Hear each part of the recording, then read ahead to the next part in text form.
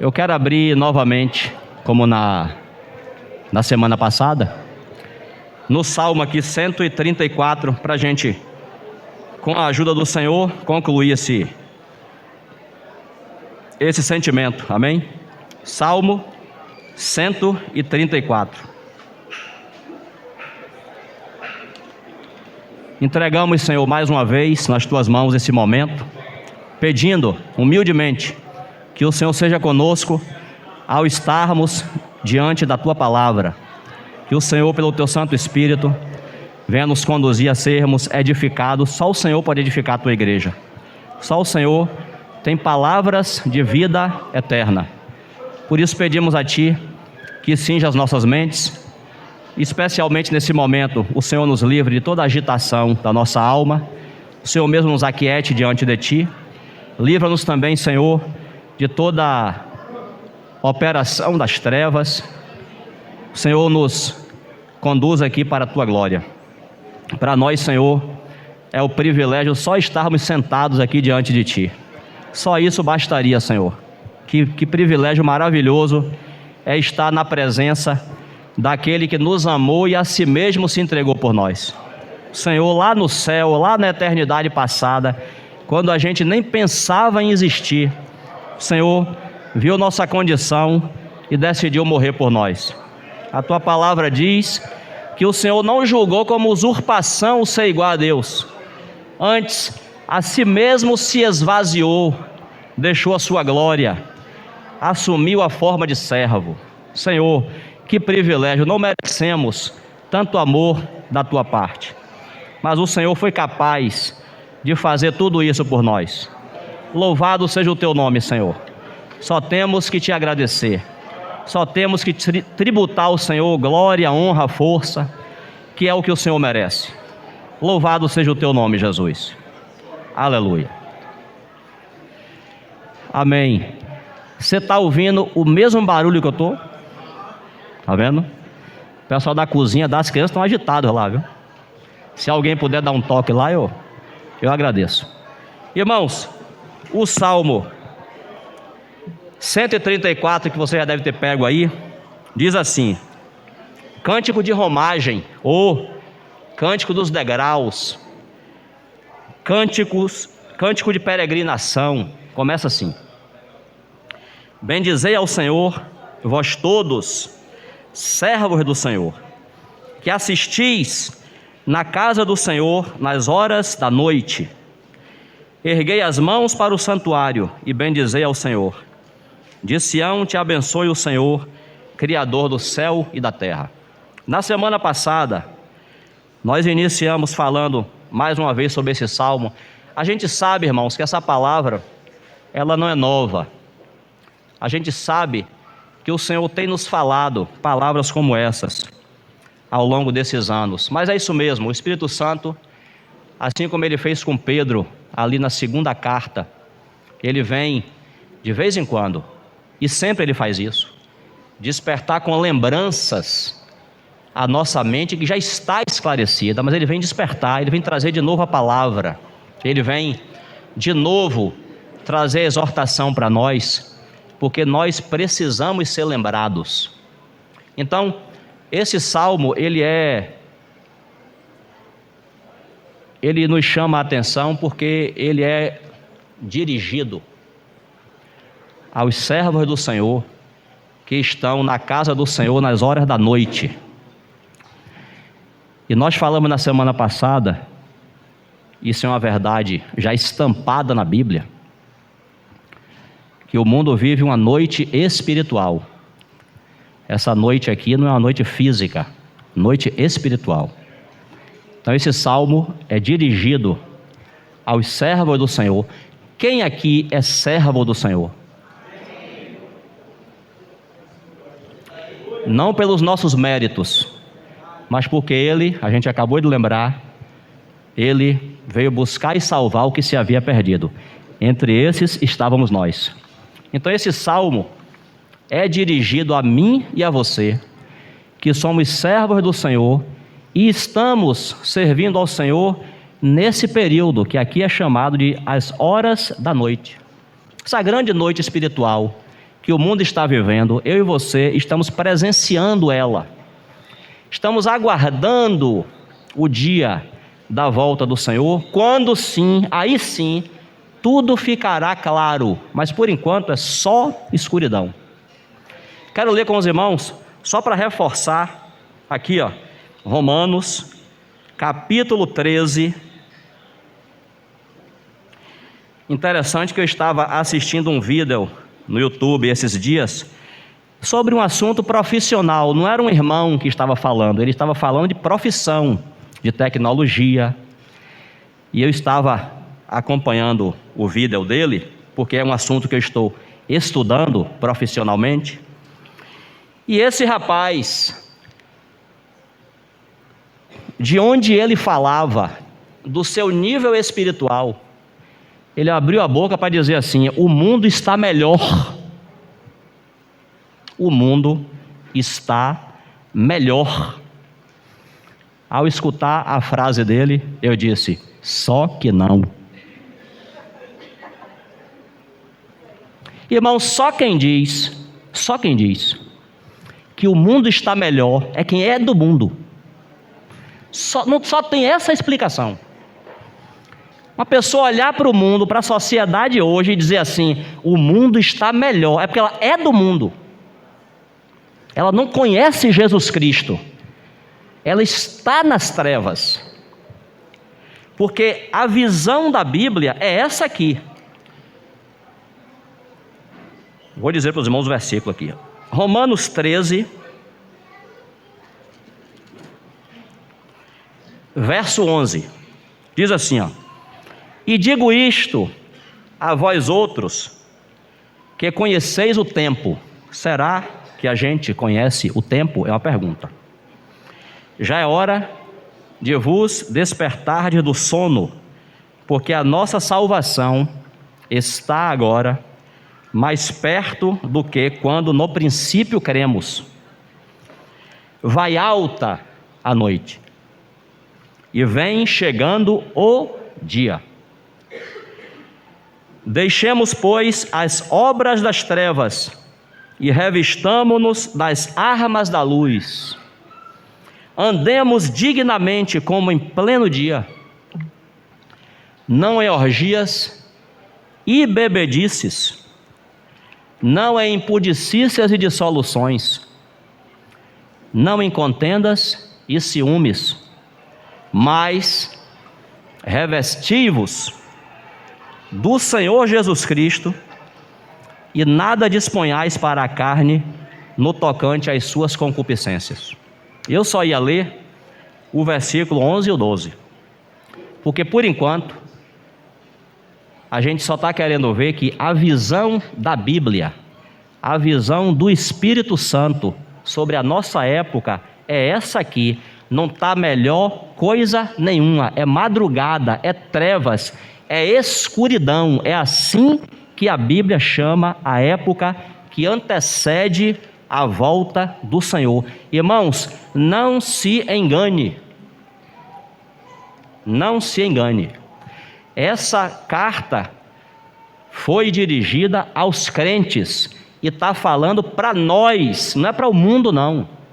A advertência aqui é para nós. Tem crente, eu e você, que se não tomar cuidado, vai ficar dormindo.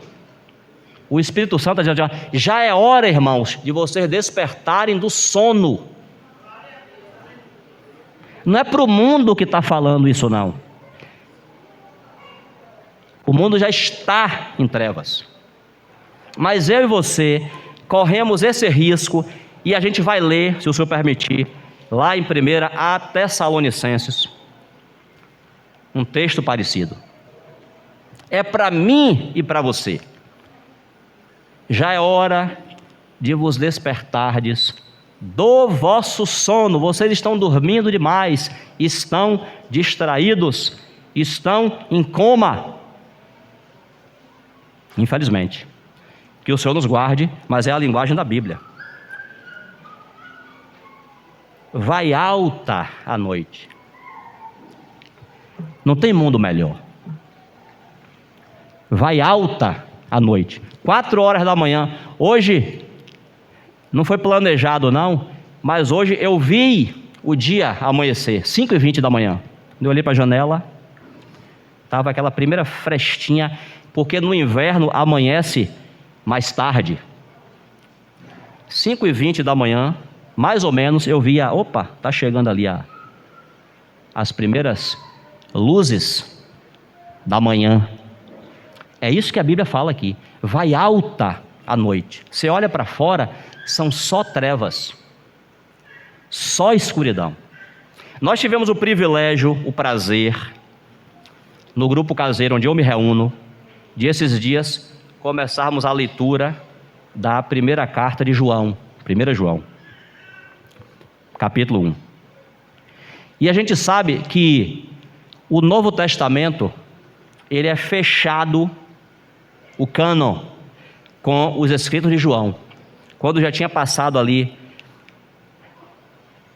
boa parte do tempo, então o Senhor reserva João para liberar os últimos escritos do Novo Testamento, os evangelhos, as cartas e o Apocalipse. Então, irmãos, final do 1º século, quando imagine, a degradação já tinha se instalado no meio do povo de Deus. O Senhor usa João com esses escritos para dizer coisas como essas. Ora, a mensagem que da parte dele temos ouvido é essa, que Deus é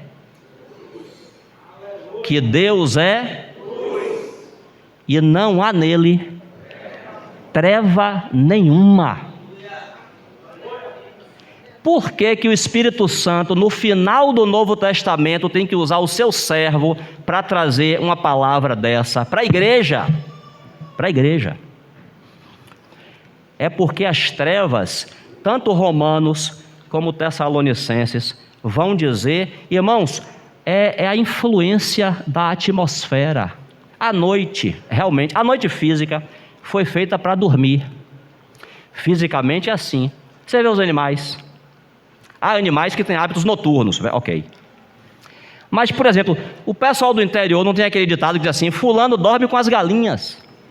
Não tem isso? Porque galinha é assim. Começa as primeiras horas da noite chegarem, ela já se recolheu ali, né? Ali, ó. Pronto. Ela já se recolheu com os pintinhos ali, já foi. Você não viu mais galinha nenhuma no terreiro. Oi? Fica num lugar alto, pronto, protegida ali. Agora, de manhã cedo, ela também desperta, não é assim? Mas, irmãos, o que a Bíblia está dizendo é que parece que a atmosfera espiritual de trevas começa a querer influenciar você e a mim a também dormir, a também ficar distraído. E a Bíblia está dizendo, não, eles estão em trevas, você tem que estar acordado, você tem que estar de vigia. Vai alta a noite e vem chegando o dia. Isaías 60, depois você lê lá, diz assim, eis que as trevas cobrirão a terra, e a escuridão os povos, mas sobre ti, resplandecente, nasce a glória do Senhor.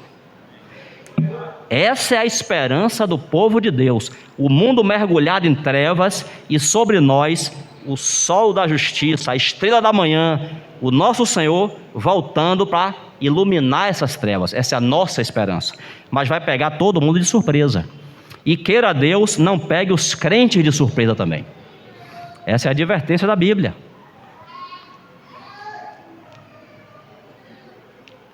Por que que a Bíblia, por que que João, pelo Espírito, tem que escrever assim?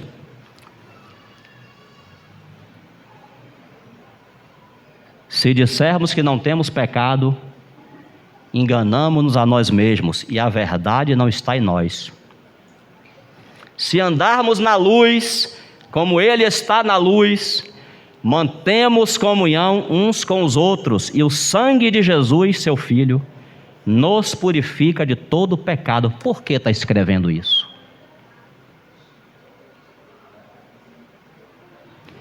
Porque muitas vezes... Outra coisa, o Evangelho de João, capítulo 3. Todo aquele que pratica o mal aborrece a luz. Ó. Por que está escrevendo isso? Porque o Espírito Santo faz essa costura entre o Evangelho e as cartas de João. Porque é o mesmo assunto. Porque as trevas, Deus livre e guarde, né? Mas infelizmente é assim. Começam a influenciar a igreja de tal forma que os próprios crentes começam a viver em trevas. O que é viver em trevas, Luciano? Leia depois o capítulo de 1 João, você vai ver lá.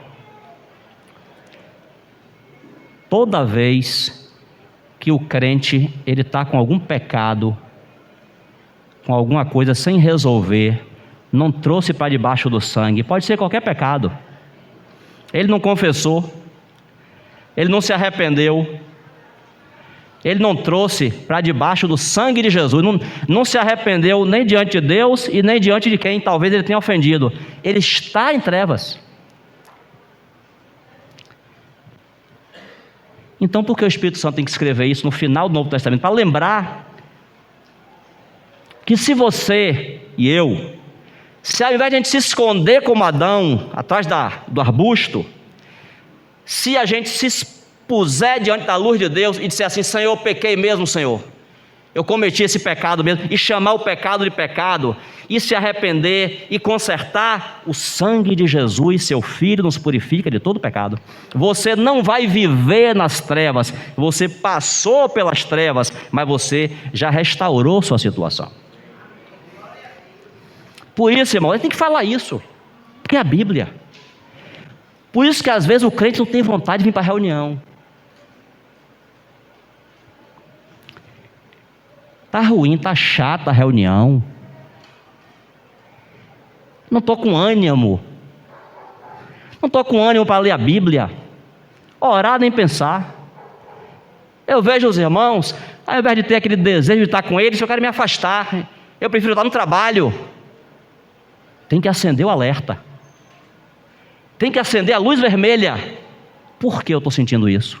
Não é você e eu que vamos descobrir o pecado, não. O pecado quem aponta é o Espírito nas nossas vidas. Mas você no mínimo tem que dizer assim: Senhor, por que eu estou sentindo isso, Senhor? O salmista, lá no Salmo 19, ele fala assim: quem há que possa discernir as próprias faltas? Está vendo? Você e eu, nem sempre a gente tem condição de saber que pecou, mas o Espírito sabe se a gente pecou. Então, pelo menos, a gente tem que chegar diante da luz, porque Deus é luz, e dizer assim: Senhor, eu estou desanimado, eu estou triste, eu estou isso, eu estou aquilo. O que é que está acontecendo, Senhor? Pergunte, irmão, pergunte, irmã. Pode ser que Deus tenha algo para te dizer. Você e eu podemos ter pendências, trevas na nossa vida, que estão nos impedindo de caminhar. Pode, claro, está escrito aqui. Se porém andarmos na luz, como Ele na luz está, mantemos comunhão uns com os outros. O crente, quando ele está bem, ele quer comunhão. Ele quer estar junto, ele quer estar reunido, ele quer estar lendo a Bíblia, está bem. Ele não é perfeito, mas ele está bem. Ele não tem nenhuma pendência na vida dele. O sangue já lavou as que tinham.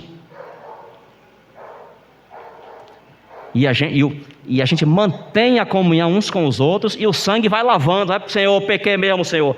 Não esconda pecado, não, porque não há homem que não peque. Não esconda, pequei.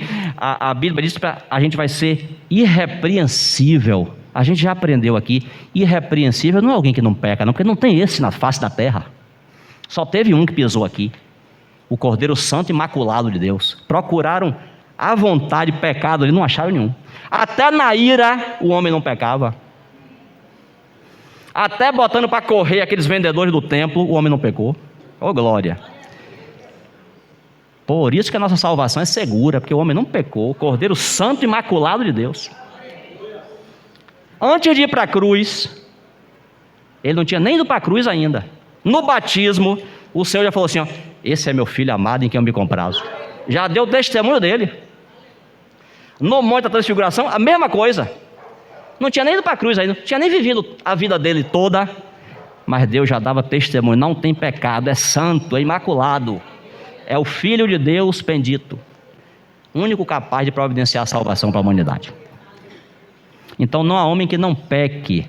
Nós seremos irrepreensíveis, sim, porque irrepreensível é uma pessoa que não tem sobre ela nada que alguém possa repreender. Então, se você pecou, se eu pequei, que Deus nos guarde, porque pecar não é bonito. Mas se eu pequei, se você pecou, e a gente trouxe isso para debaixo do sangue de Senhor, eu pequei mesmo, Senhor. Enfiei o pé na jaca. Errei mesmo, Senhor. Às vezes é pecado só entre mim e Deus. Às vezes eu ofendi os irmãos. Tem todo tipo de pecado, infelizmente. Mas você trouxe, você confessou.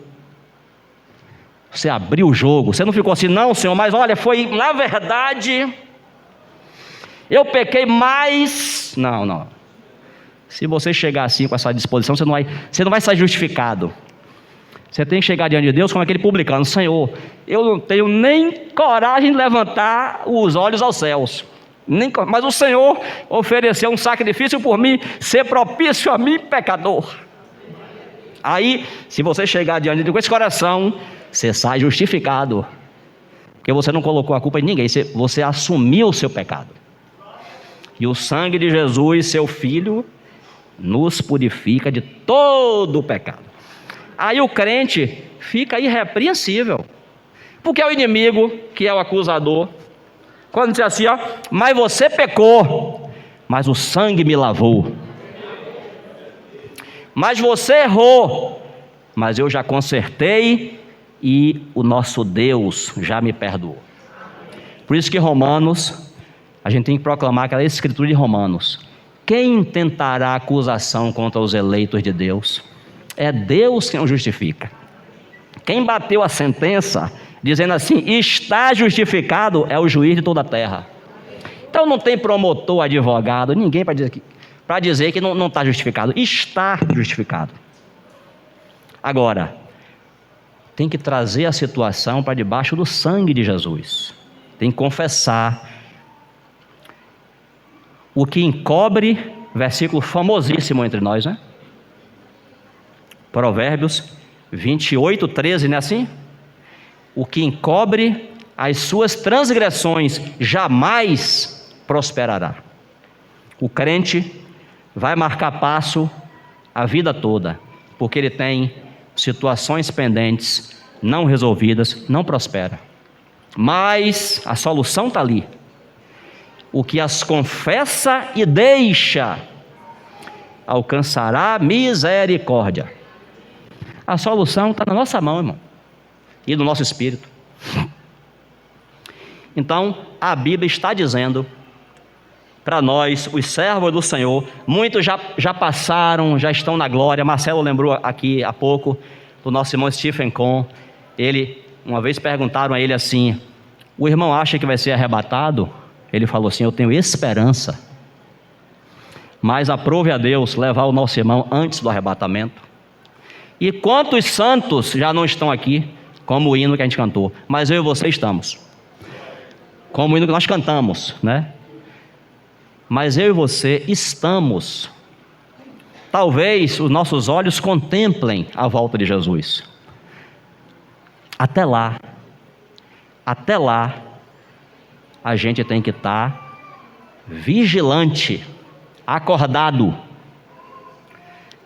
não deixando em nenhum momento que sejamos influenciados pela atmosfera do mundo. Verso 14 aí verso 13 de Romanos 13 diz assim, ó: andemos dignamente, como em pleno dia. Não está dia, está noite, mas como em pleno dia, andemos dignamente, não em orgias e bebedices. Irmão, pense aqui comigo, essa epístola é dirigida aos crentes. Você acha que haveria necessidade de você dizer a um crente que ele não deve ficar vivendo em orgias e bebedices? Essas coisas não deveriam nem se nomear. Ué, irmão, que você nasceu de novo? Você pergunta, irmão, você é crente? Se você souber que o irmão está no nosso outro, irmão, você nasceu de novo? O quê? Mas, irmãos, isso aqui é a atmosfera do tempo do fim. Lá em Lucas, tem aquele versículo também, que diz assim: acautelai-vos por vós mesmos, para que os vossos corações não fiquem sobrecarregados. Não é com a orgia, não, é com as consequências da orgia. Quer dizer, o mundo está nas trevas. Se a igreja não tomar cuidado, ela é influenciada pelo clima. Eu vou contar um negócio para você. Eu acho que só acontece comigo. Aliás, parou de acontecer, graças a Deus. Mas antigamente,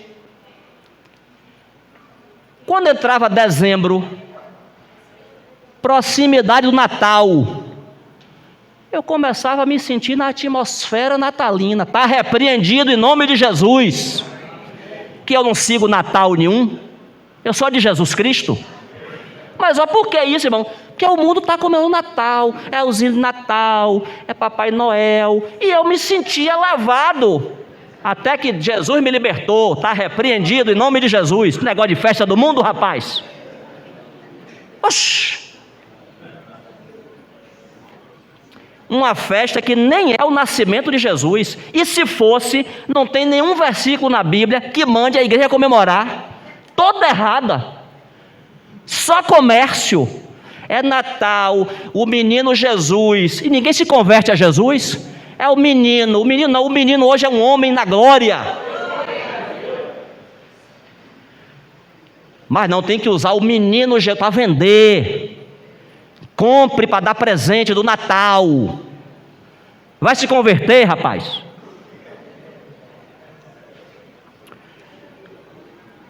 Então, irmãos, o Senhor, na minha vida, na sua, Ele pode usar outra coisa. Na minha vida, o Senhor usou isso para me mostrar o que é a atmosfera de fora influenciar de dentro. O Senhor usou isso na minha experiência. Então o mundo vive nessa orgia e nessa bebedice. Se o crente não tomar cuidado, ele vai do mesmo jeito. Ele entra em coma espiritual. Então por isso que o Espírito Santo tem que dirigir uma palavra dessa. Não em orgias e bebedices, não em impudicícias e dissoluções, não em contendas e ciúmes. Ó, essa é mais fácil, viu? Contenda e ciúme, orgia, bebedice, impudicícia e dissolução. Você olha, meu Deus, que negócio feio. Mas e contenda e ciúme, você nem percebe. Às vezes, irmãos, contendendo, enciumados, você nem percebe que você está nesse coma aqui. Mas revesti-vos do Senhor Jesus Cristo, e nada disponhais para a carne no tocante às suas concupiscências, aos seus desejos. Deus tenha misericórdia de nós. Essa é a mensagem aqui de Paulo. Irmão, vai alta a noite. A gente está aguardando o Senhor voltar, vai alta a noite. Mas enquanto isso, nas trevas, leia comigo lá, porque a gente já vai para a primeira Tessalonicenses, capítulo 5, que é um texto semelhante.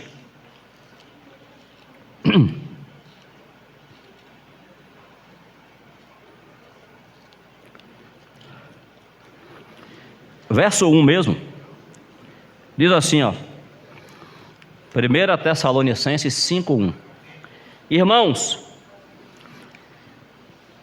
relativamente aos tempos e às épocas, não há necessidade de que eu vos escreva, pois vós mesmos estáis inteirados com precisão de que o dia do Senhor vem como ladrão de noite.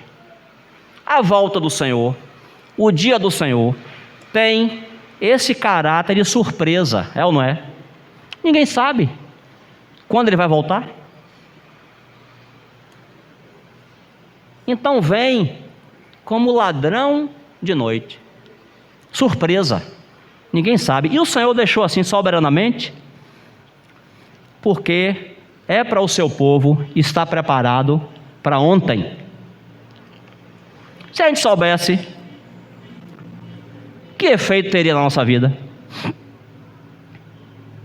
Mas não sabendo, não sabendo é diferente. Pode ser amanhã, pode ser daqui a 30 minutos. Então a ênfase não é quando Jesus vai voltar, a ênfase é eu estar preparado para qualquer hora em que ele voltar. Tira o foco, tá vendo? O foco já não é mais quando é que ele vai voltar, não, é quando é que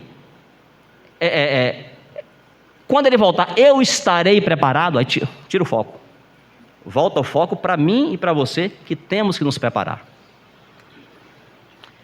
3. Quando andarem dizendo paz e segurança, o mundo clama por paz e segurança, e vai ter um levantado que vai fazer uma proposta de paz para enganar todo mundo. Um governo de paz, o anticristo.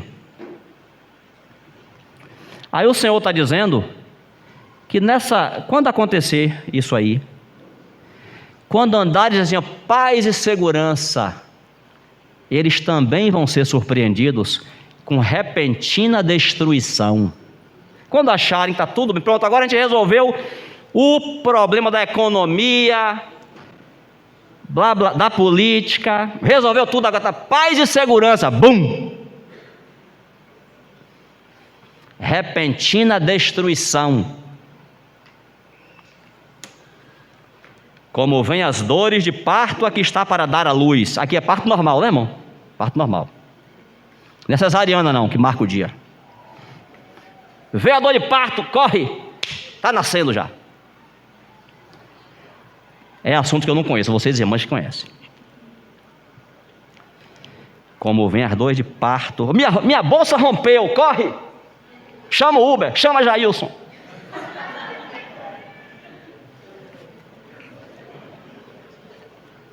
E tem uma ameaça aí.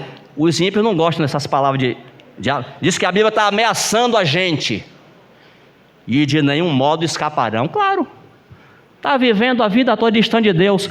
O evangelho sendo pregado, não recebe. Só quer viver na carne, nos seus pecados, na sua vontade. Vai chegar o dia que a corda vai ser puxada. O Senhor está dando corda. E o povo tendo a oportunidade de se arrepender e crer no evangelho, mas não quer. Aí depois diz que a Bíblia... Eu tenho um colega no Facebook, já chega de ameaça. Eu disse para ele, a Bíblia, filho, está cheio do que você chama de ameaça. Sabe por quê?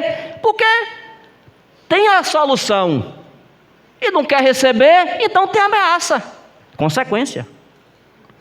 E de nenhum modo escaparão. Está escrito aí. 4. Mas vós, irmãos, está vendo? Vai acontecer isso aqui com o mundo. Mas vós, irmãos, não estáis em trevas para que esse dia, como ladrão, vos apanhe de surpresa. Irmãos, a condição da igreja tem que ser outra. Tem que ser outra. Jesus falou assim, eu sou a luz do mundo, escrito de João também. Eu sou a luz do mundo, quem me segue não andará nas trevas. Trevas não tem nada a ver com a gente. Tudo aquilo que se esconde, que é pecado. Eu lembro de irmão Mac falando para os jovens. Irmão Mac falou assim, se você tiver qualquer coisa na sua vida que você não pode mostrar a seus pais, isso é trevas. Se você tiver qualquer coisa na sua vida que você não pode compartilhar com os presbíteros, isso é trevas.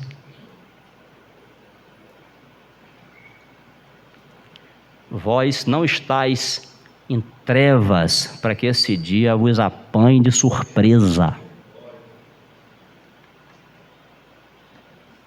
Quem tem que ser surpreendido é o mundo. Nós temos que estar bem vigilantes. É por isso que eu acho lindo, eu não sei se você acha, eu acho lindo o Salmo 134, se dirigindo aos servos do Senhor, que assistem na casa do Senhor nas horas da noite. O povo está dormindo e eles estão trabalhando.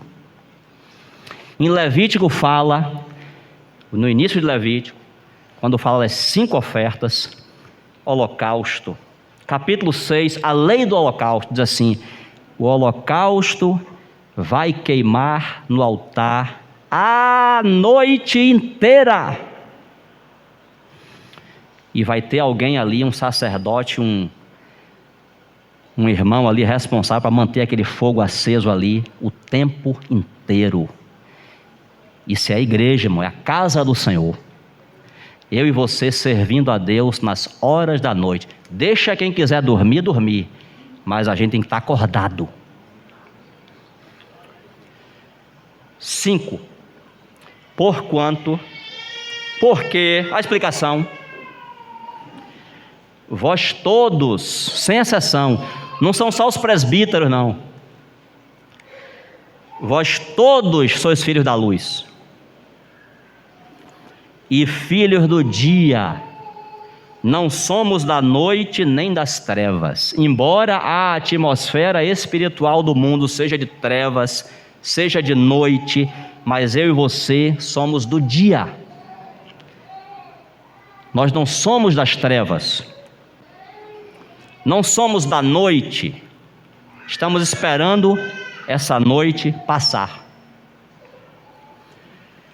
Assim, pois, ou seja, concluindo, olhando para o que eu disse antes, não durmamos como os demais. Tem gente dormindo. Você e eu não precisamos dormir.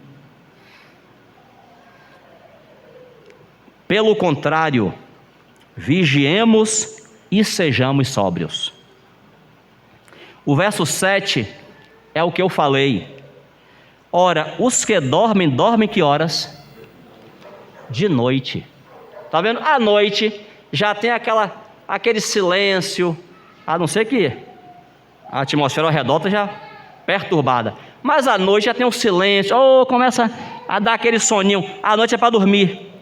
Os que dormem, dormem de noite. E os que se embriagam, é de noite que se embriagam. Está vendo, irmãos? A noite, nessa perspectiva espiritual aqui, ela tem 2 coisas: dormir e se embriagar, se divertir, se distrair. O mundo não age assim, é a night. Eu vou curtir a night. Curtir a night é se divertir.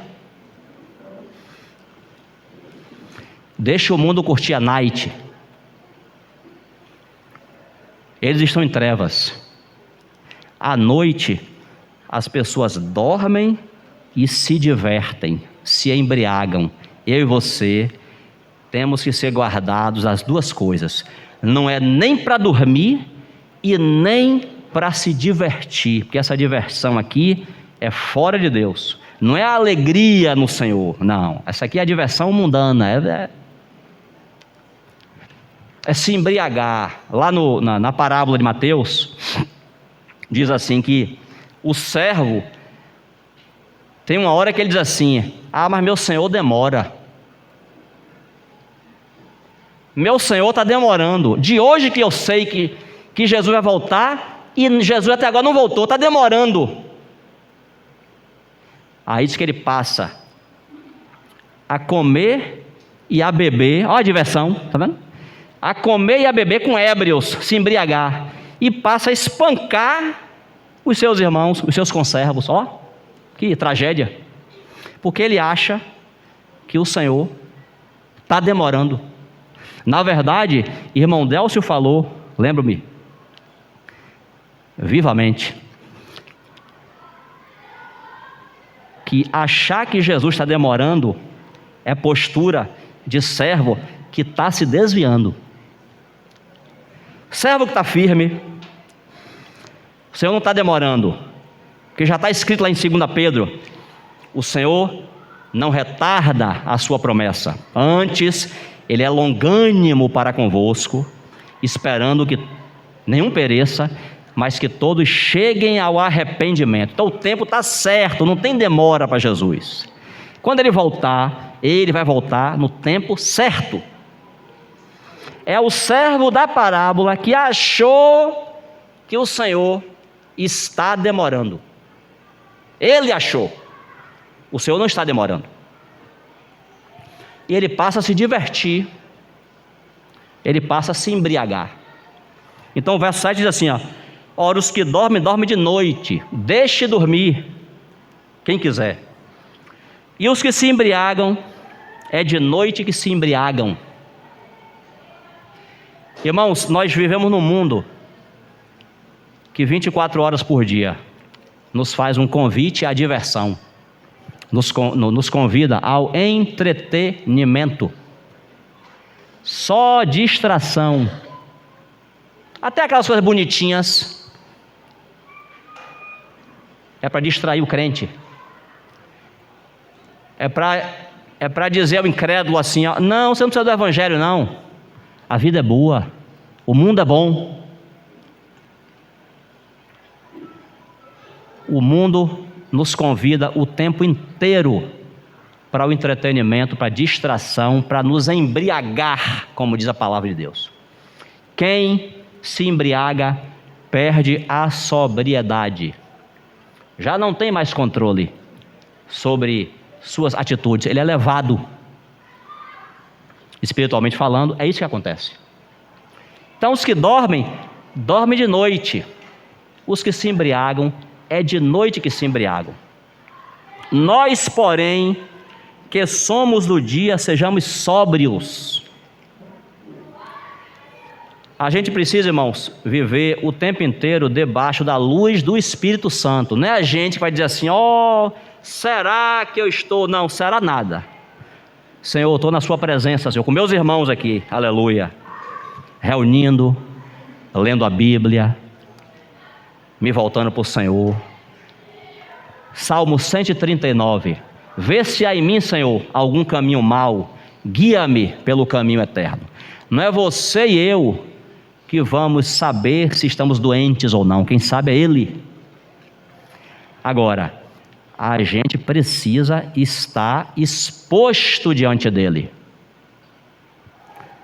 caminhando, reunindo, lendo a Bíblia, orando, fazendo o que o Senhor pediu para a gente fazer. E nesse movimento, na vida da igreja, aí pode ser que um irmão chegue para você: irmão, estou incomodado com alguma coisa na sua vida, você precisa consertar alguma coisa. É o Senhor despertando alguém para falar com você, está vendo? Na comunhão. Ou então, o próprio Espírito, na leitura da palavra, em alguma palavra que você está ouvindo, ou na oração, o Senhor te desperta: isso aqui na minha vida não está muito bom, Senhor, eu preciso consertar. Eu também não conserto nada, conserte para mim, Senhor. Vem a iluminação do Espírito Santo sobre a sua vida. Não é você que faz autoanálise, não. Não é você que faz terapia, não. Não. A Bíblia diz: na tua luz vemos a luz. Então, a nossa obrigação é estar misturado na vida da igreja, porque isolado você não vê nada. Imagine os irmãos, lá numa época que agora eu não me lembro, os irmãos historiadores podem me ajudar aí. Houve uma época em que alguns irmãos, creio que sinceros, disseram assim: não, a gente tem que se separar desse mundo pecador, então bora fazer aqui os monastérios. Não é isso, Jaque? Foram criados a figura dos monges, se separa lá, só tem contato com eles mesmos, e vive uma vida separada de ermitão. E quem vai testemunhar para o mundo do Evangelho? Quem vai ter vida da igreja com os outros irmãos, se a gente se separar, se a gente viver isoladamente? Não, tem que ser aqui mesmo. Me perdoe o termo, no meio da muvuca santa. Nossa vida é na vida da igreja. Meus filhos, eu crio na vida da igreja. Eu estou misturado com os irmãos. Essa deve ser a nossa vida. E o Senhor, ali nessa mistura santa, o Senhor vai nos edificando. Agora, quem se isola, perde. É aqui mesmo. É nas reuniões, é nas comunhões, é na vida da igreja que o Senhor vai nos edificando. Agora, se isolar, perde. Então, a proposta não é se isolar, não. É fazer o que o Senhor quer que façamos. É para reunir ou prazer, glória a Deus. Reunir, estar com os santos, orando, na mutualidade, na reunião de comunhão, nas conferências, na casa um dos outros. Comunhão ali diária. O Senhor vai trabalhando em nós. Nós somos do dia. Não é para estar dormindo, não. É para estar vigilante, acordado. Nós somos do dia.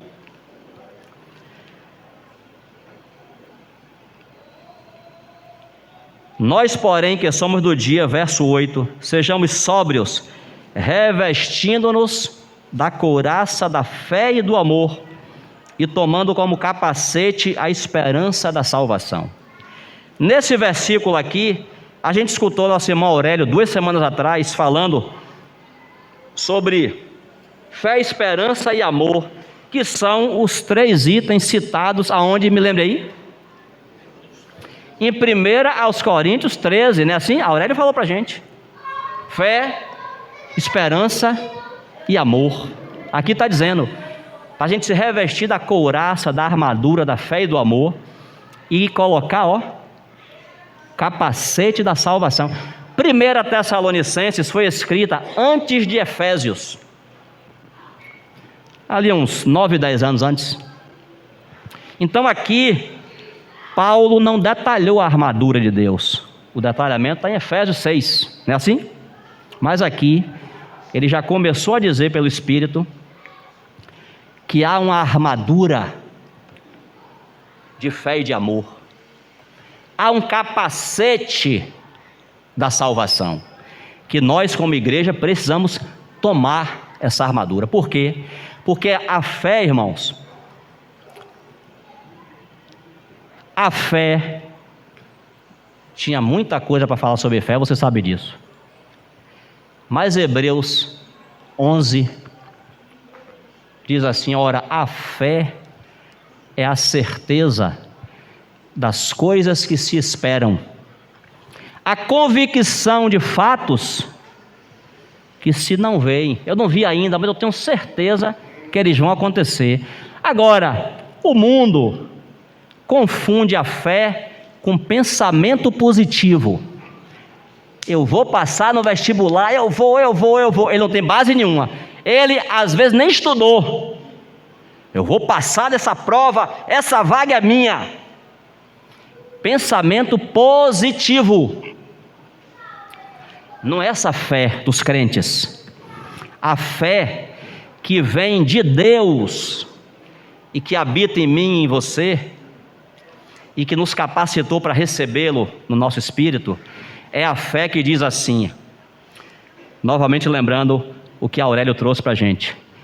Tito fala assim, o Deus que não pode mentir. Se Deus falou, eu creio, o que Ele falou, Ele cumpre. Essa é a fé da Bíblia. Por que Abraão, nesse mesmo capítulo, diz que Abraão, ele obedeceu? Ele foi chamado para um lugar que ele nem sabia qual era, mas ele obedeceu. Por que Abraão teve essa fé toda? Porque ele sabia quem estava prometendo. Então, irmãos, a fé dá a Deus, na nossa vida, claro, o lugar que sempre foi dele no universo, o Deus que não pode mentir. Então, por isso que o próprio Hebreu diz assim: o meu justo viverá pela fé. Eu não estou vendo muitas coisas que Deus prometeu acontecerem, mas eu sei que vai acontecer, porque Ele prometeu, Ele não pode mentir. Então essa fé, essa armadura da fé me guarda. Quando o inimigo vier lançar seus dardos inflamáveis para minar a fé, como ele fez no Éden, dizendo assim: é assim que Deus disse que não era para comer desse fruto? Aí Eva entrou na conversa. Está vendo, irmão? Tem conversa. Eu me lembrei de outro versículo aqui. Lucas 9 fala assim, ó. Jesus falou assim, ó: segue-me. Ô Senhor, eu vou, mas primeiro deixa eu enterrar meu pai. Jesus falou assim: deixa os mortos enterrar seus mortos. Irmão, às vezes o inimigo lança um assunto para nós só para prender sua atenção. Se você der ouvido, você mordeu a isca. Porque quando Eva mordeu a isca, o inimigo logo falou assim: não, rapaz, mas Deus sabe. Aí entrou a argumentação. Deus sabe que no dia em que você comer desse fruto, os olhos de vocês vão se abrir. Eva já estava enganada já. Não era para conversar com o inimigo,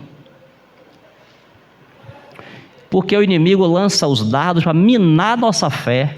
A fé tem que ser escudo para defender. Não venha não, Satanás, que quem fez a promessa é fiel.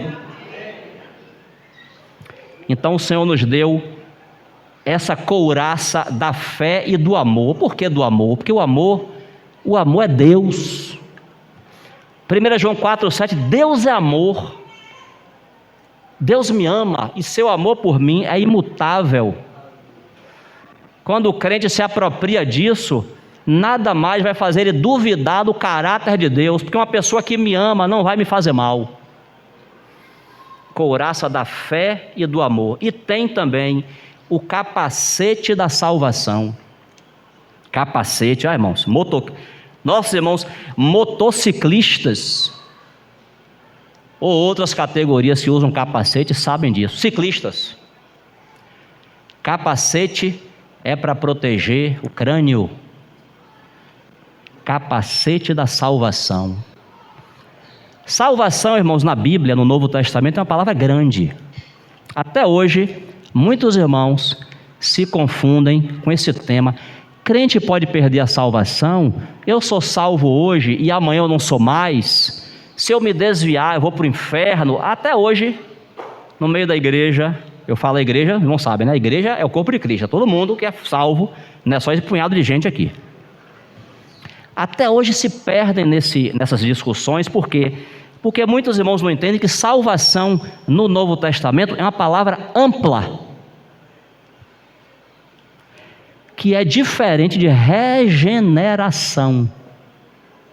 Tito fala que nós somos, Tito 3, nós fomos regenerados pelo Espírito Santo. Nosso espírito, quando a gente creu, quando a gente falou assim, a gente estava ouvindo o Evangelho, como aconteceu comigo.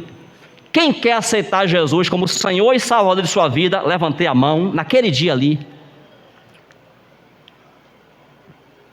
Que eu criei, que eu recebi Jesus no meu coração. Ali eu fui regenerado. Meus pecados foram perdoados, recebi o Espírito Santo. Ali eu me tornei uma nova criatura para Deus. Se alguém está em Cristo, é uma nova criatura. As coisas velhas já passaram. Eis que tudo se fez novo, novo, novo, novo. Regeneração é o que acontece contigo no momento em que você creu no Senhor. O seu espírito que estava morto foi regenerado, foi vivificado. Aleluia. Você não tinha comunhão com Deus, agora você tem. Agora, salvação é mais ampla. O próprio Pedro fala o quê? Alcançando o fim da vossa fé. Antes ele fala assim: preparados para a salvação a ser revelada no último tempo. Está vendo? Nós estamos aguardando uma salvação que vai ser revelada no último tempo. Qual é? A salvação das vossas almas, que é a mesma coisa de santificação.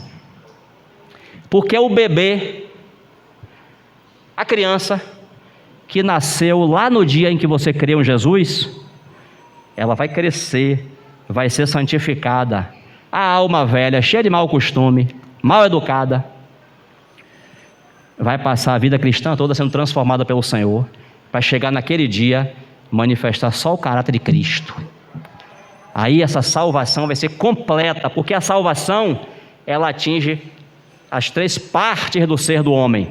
Começou no nosso espírito, está prosseguindo na nossa alma, que é a nossa mente, nossa emoção, nossa vontade, e vai ser consumada no nosso corpo, quando recebermos um corpo glorioso, livre de enfermidade, de doença, de sofrimento, e etc. Aí todo o nosso ser será salvo. Então, salvação é processual, regeneração instantânea. A pessoa creu em Jesus, regenerada pelo Espírito Santo. Salvação não, ela está sendo salva. Está sendo salva, mas ela já se tornou filho e filha de Deus. E o que vem a mim, de maneira nenhuma lançarei fora. Nossa salvação, irmãos, ela é segura, como seguro é o nosso Deus. Agora, eu tenho que continuar no processo. Eu tenho que crer. Por isso eu tenho que colocar o capacete da salvação. Por quê? Porque toda vez que as circunstâncias estiverem difíceis, eu tenho que olhar e dizer assim: amém, Jesus, estou no processo. O Senhor está trabalhando na minha vida. Eu estou sendo salvo. Porque o inimigo vai dizer assim: oh, não, rapaz, o negócio está difícil, pule fora. Ficou estreito para você. Não. Ó, processo, o Senhor está trabalhando em nós, nessa grande noite, Ele está trabalhando nos seus filhos, para que nós possamos apresentar o caráter de Cristo. Então, esse capacete vai me guardar de achar que está tudo perdido, porque as circunstâncias estão difíceis. Não, estão difíceis as circunstâncias, mas o Senhor está no trono, e o Senhor está me salvando, porque Deus... A prova é o verso 9. Porque Deus não nos destinou para a ira, mas para alcançar a salvação. Está vendo? Essa salvação está sendo alcançada. Por isso que tem crente que é mais maduro do que o outro. Um é mais verde, o outro mais maduro, porque nós estamos sendo salvos nas nossas emoções, nos nossos sentimentos, na mente, na vontade. Então, ó, porque Deus não nos destinou para a ira, mas para alcançar a salvação mediante nosso Senhor Jesus Cristo, que morreu por nós para que, quer vigiemos, quer durmamos, vivamos em união com Ele.